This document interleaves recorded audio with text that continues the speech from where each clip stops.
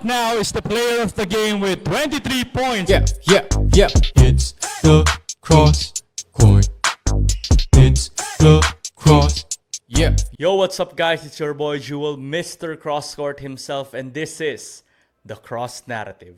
So, we had a blockbuster semifinals round for Jproject basketball. So, you could say that these teams were the best of the best sa ating liga. That is UMTC, Breakthrough Basketball, JMC, and the crowd favorite, DNSC.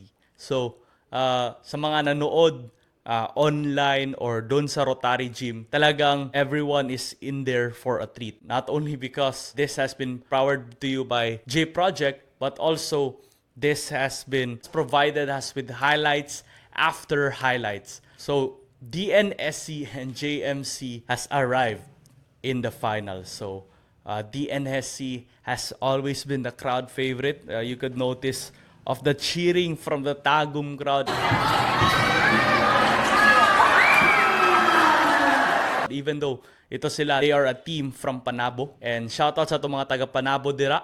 This has been led by their main star, VJ Tizon. So this guy has been a viral player, basketball player dito sa TheCrossNarrative and all throughout social media with highlight after highlight. And also, JMC has proven that they have been one of the most consistent top teams here in Davao region. So they have competed in multiple leagues from Phil Oil, Madayao Davao, Davao Dream League, and many more. So they have collected ring after ring. This has been led by their primary point guard, RV Poyos. So this guy, RV Poyos, has been very entertaining and has been provided. He is one of the most unselfish players na nakita ko. Always averages at least 10 assists per game. Pero no doubt, he could get you buckets when necessary. And also, props pa rin talaga sa two teams who were top of the top 4 but will no longer be part of the championship round. That is UMTC and Breakthrough Basketball. So UMTC's run in the semifinal round has been a disappointment. They were the number 1 seeded sa kanilang bracket, pero they fell short here in the semifinal round. Siguro ang gusto ko lang ma-point out, yung player na si Rusty Binanwa, na na-interview ko rin after ng game nila kahapon.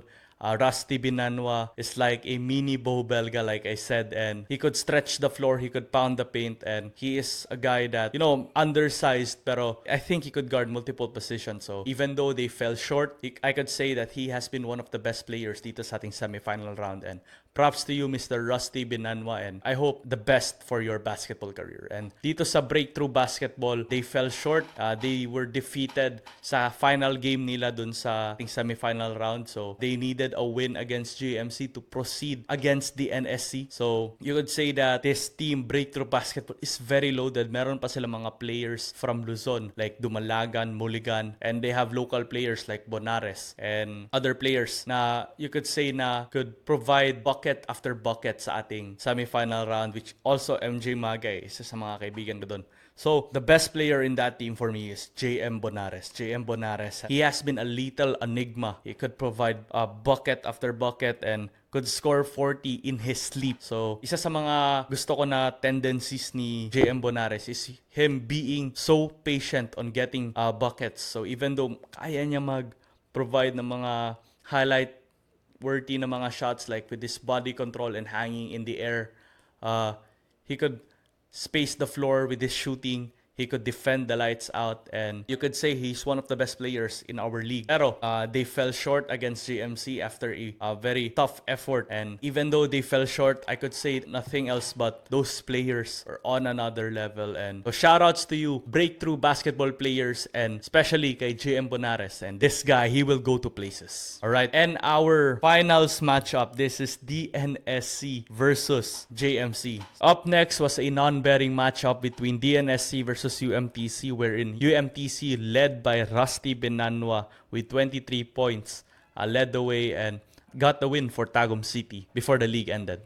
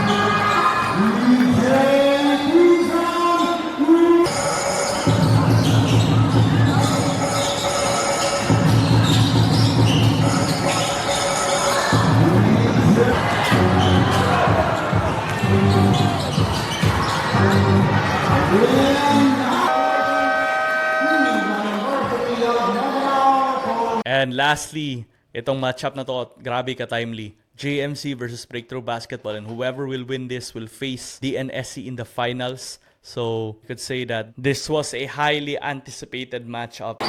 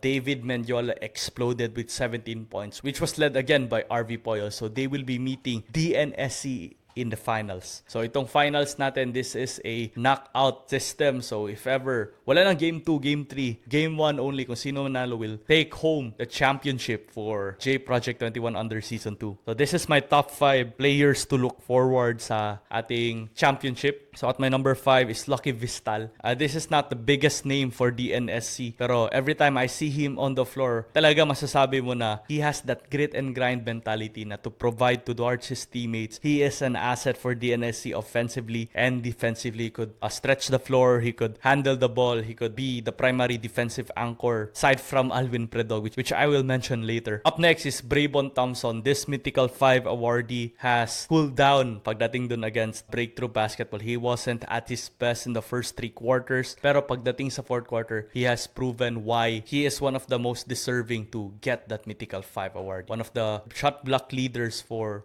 the Jproject 21 under season 2. And number 3 on my list is Alvin Predog. So this guy has been very consistent when it comes to both ends of the floor, defensive wise and offensive wise. So on defensive end, you could say that his presence alone will be enough to bother players driving to the rim. And he could stretch the floor at his height, knowing na 6-footer siya. He could consistently make threes, and you could say that he's one of the best big mans sa ating league. And he also is a Mythical 5 awardee. So props to you, Mr. Alun Predok. Tingnan natin kung ay dadala niya yun na energy pagdating sa finals. Number 2 is RV Poyos. So RV Poyos is one of the best players here in our league. You could say that his experience from playing in Phil Oil, the Madeo basketball against top teams here in our country, against Ateneo, LaSalle, FEU, and different teams na face nila, has gained experience from him. Talaga, kung every time makita mo siya, you could say that the ball is in good hands. And his leadership alone is why JMC is on top of the basketball world here in Davao region. And lastly, the most viral player here in our list, in our league. This guy could get 40 or 30 points in his sleep, could shoot the lights out. He's number 30 for a reason. He gained at least, I think, 450k plus views sa ating cross-court highlights. His name is VJ Tizon. So this guy has been, you could say that he's one of the best to ever do it in our league. Could every time open siya, automatic na kanyang 3 points. So tingnan natin if kung ano ang strategy nito ng JMC pagdating natin sa Sunday na game. And my prediction for this matchup, my mind says JMC but my heart says DNSC. So whoever would win this, talagang deserving. And props to all teams who were part of this league, and props to this top 2 teams remaining. So again, my name is Jewel Vangelio, Mr. Crosscourt himself. Thank you for tuning in dito. And we are the Cross Narrative.